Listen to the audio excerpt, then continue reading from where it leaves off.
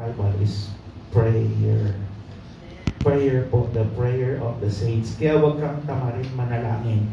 Luke 18 verse 1 says, sabi ni Jesus, men ought to pray and should never give up.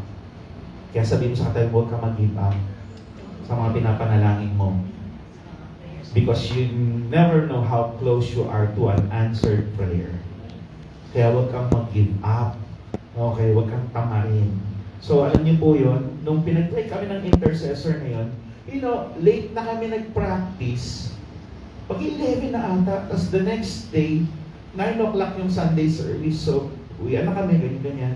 Pero lahat kami excited tumattend ng mag-church.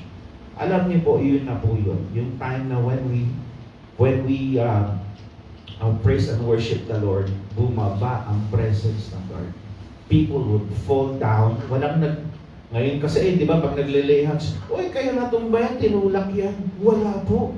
Walang nagle-lay hands. Yung mga tao, langabog, makikita mo lang na wala pong may bukod.